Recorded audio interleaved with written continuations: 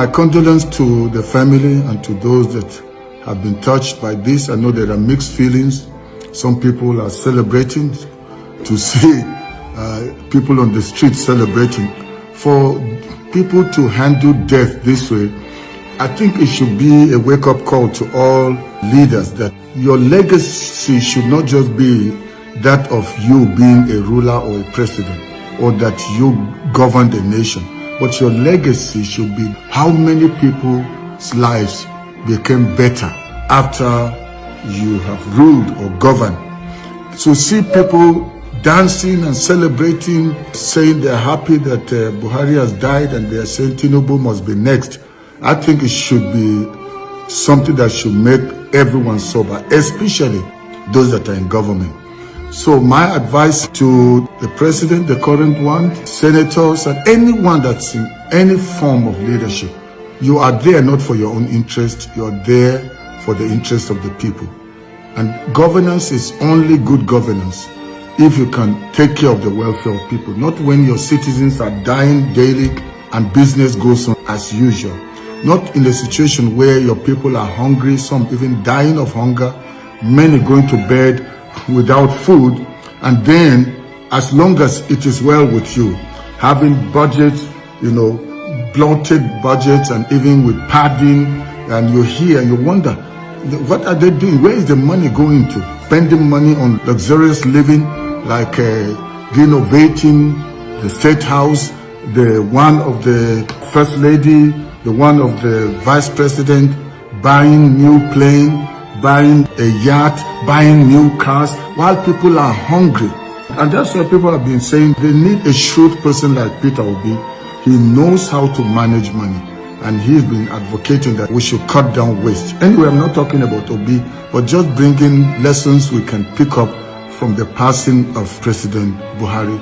For his family, I know you're in pain. Some may be dancing and celebrating, but you are in pain because you've lost a husband, a father, an uncle, and a provider.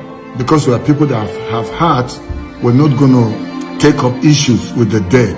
However, we need to address the living. Those of you that are still alive, politicians, please don't forget the fact that you will not be there forever.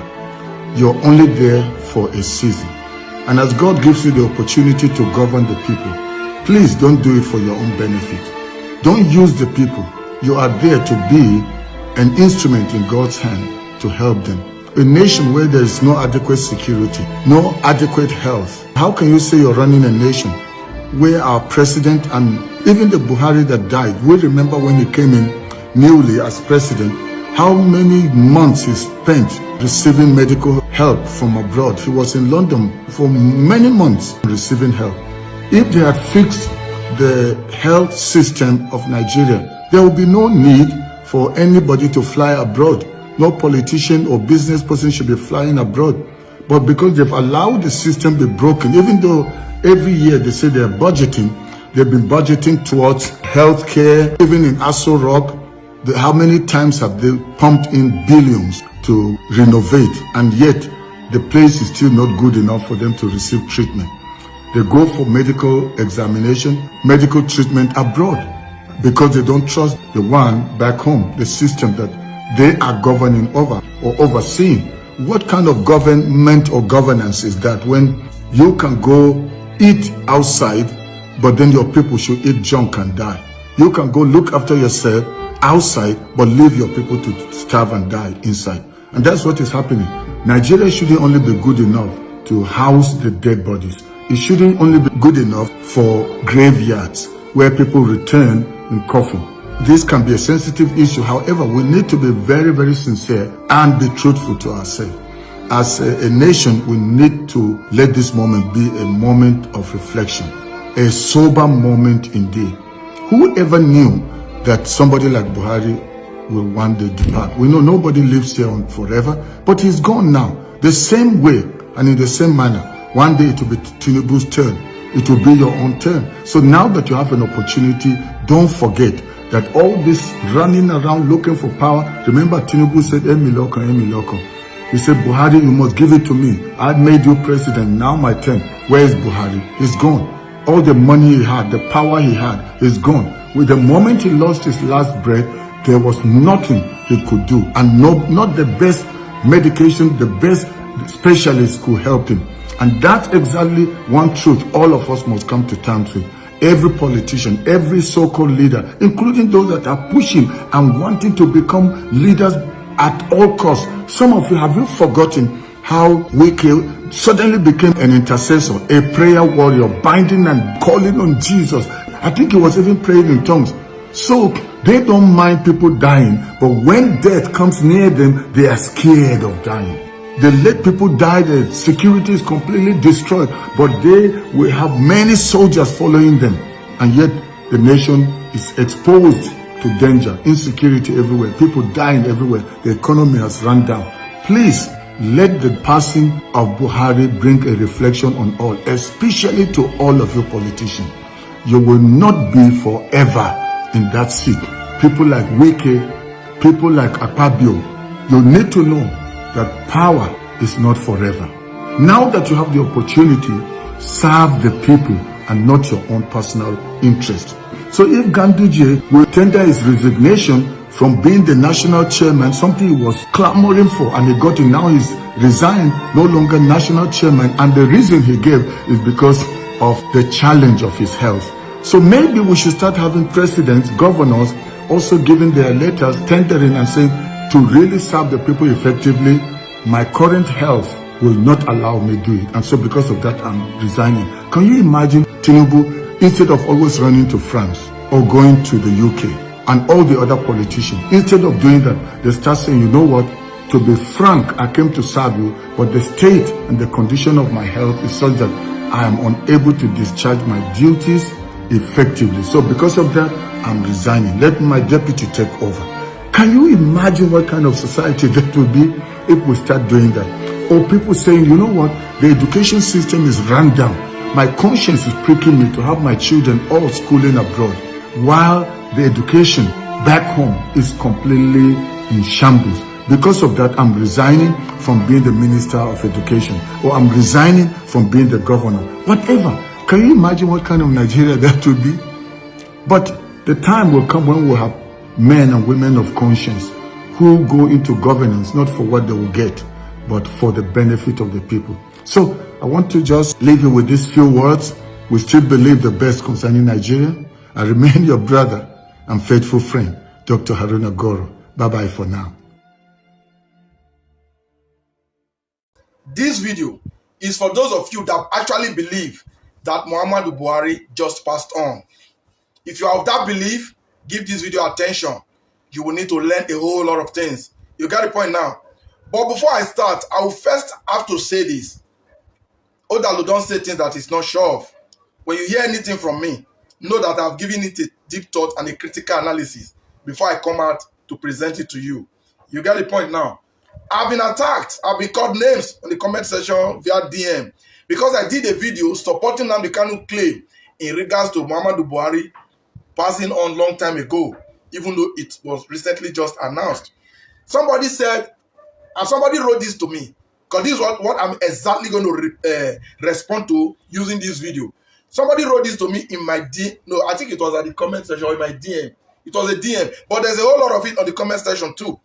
He said, and I read. I am displaying it now so that you can read with me.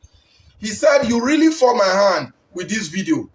I don't expect this low thinking from you.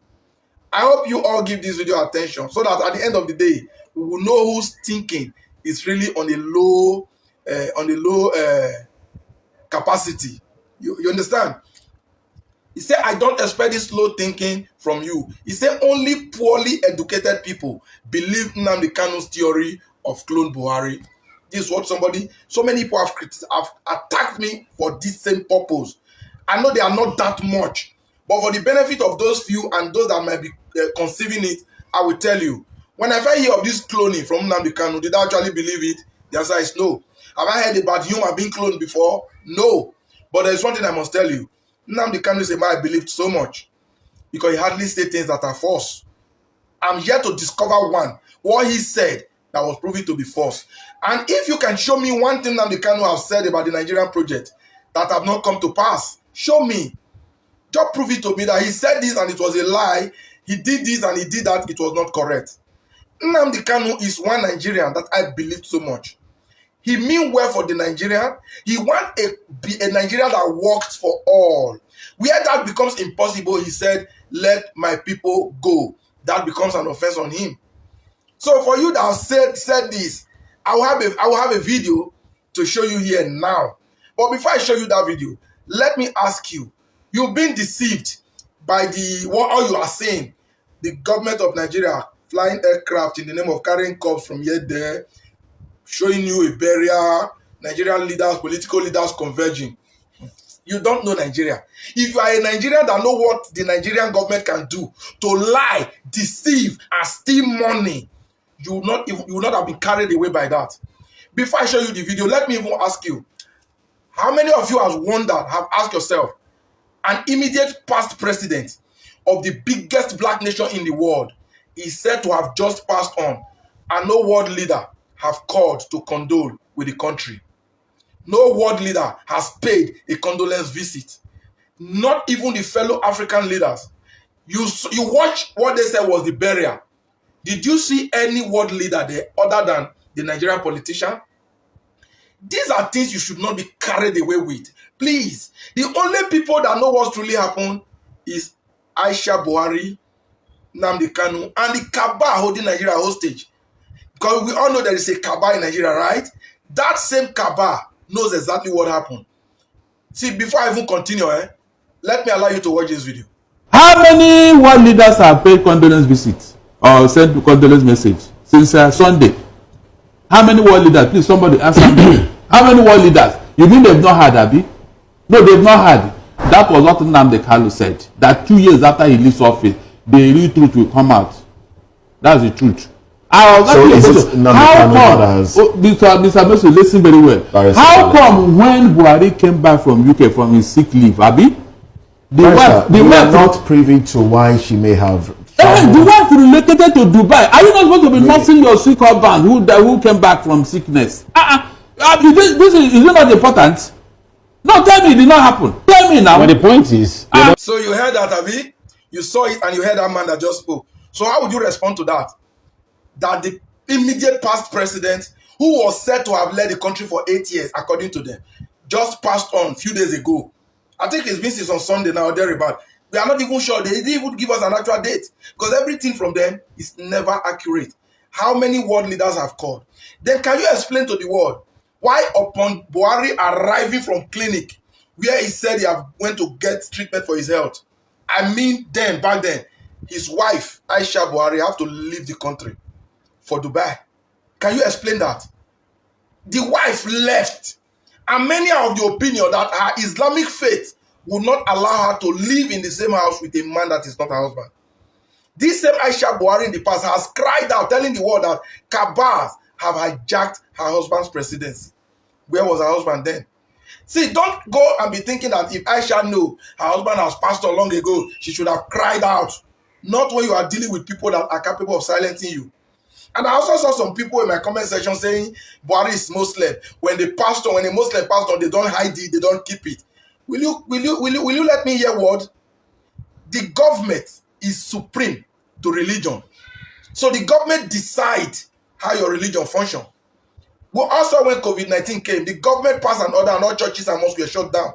So don't tell me Buhari is a Muslim. When he died, they cannot hide it because, are you okay? Is Islam more superior than any government? The answer is no.